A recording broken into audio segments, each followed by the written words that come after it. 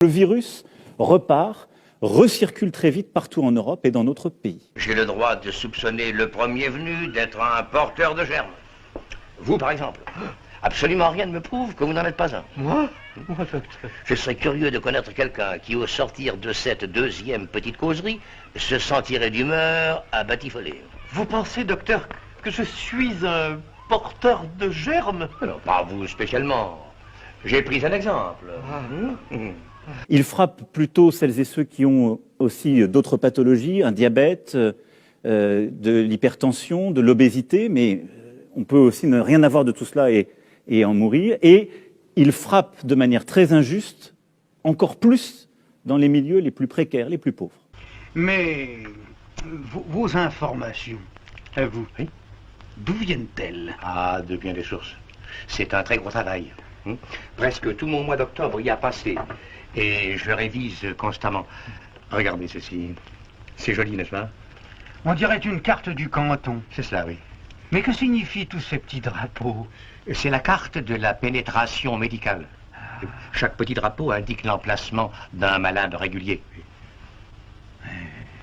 Au moment où je vous parle, nous avons des centaines de milliers de nos concitoyens qui ont eu ce virus, qui en sont sortis, qui sont en train de l'avoir, qui en sortiront, mais qui ont perdu l'odorat, le goût, qui auront des lésions, des poumons, parfois des conséquences cardiaques, gastriques, d'autres cérébrales, que nous ne comprenons pas parfaitement. Donc ce virus, il est dangereux et grave pour tout le monde. Vous ne pouvez cependant pas mettre tout un canton au lit. Ça se discuterait. Car j'ai connu, moi, 5 personnes de la même famille, malades toutes à la fois, au lit toutes à la fois, et qui se débrouillaient fort bien. Votre objection me fait penser à ces fameux économistes qui prétendaient qu'une grande guerre moderne ne pourrait pas durer plus de 6 semaines. La vérité, c'est que nous manquons tous d'audace, que personne, pas même moi, n'osera aller jusqu'au bout et mettre toute une population au lit pour voir. Pour voir. Et donc la décision que nous avons prise, c'est en effet un couvre-feu. Venez un peu ici, docteur Parpalet.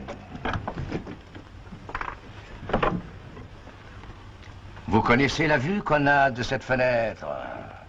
La première fois où je me suis planté ici au lendemain de mon arrivée, je n'étais pas trop fier.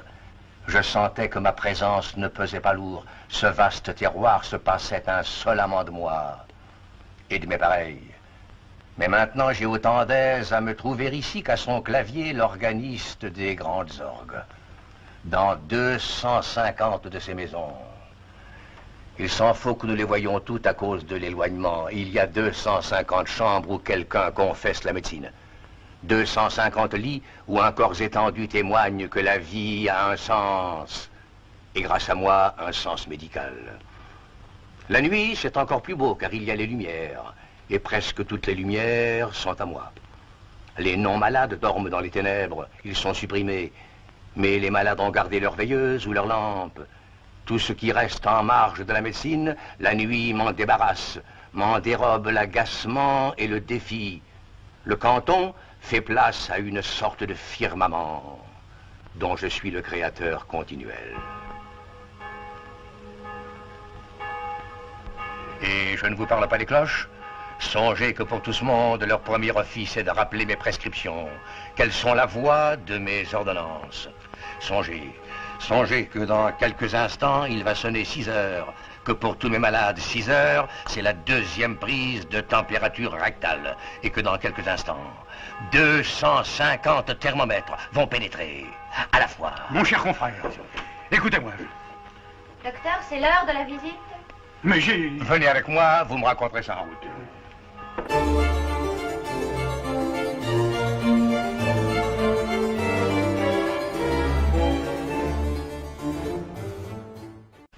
Quand j'ai dîné, Oui? eh ben, il y a des fois que je sens comme une espèce de démangeaison ici. Oui, Oui, ça me chatouille, ou bien plutôt, ça me gratouille. Attention, attention, ne confondons pas. Est-ce que ça vous chatouille ou est-ce que ça vous gratouille? Ah, ça me chatouille. Ben, ça me gratouille bien un peu aussi. Ouais.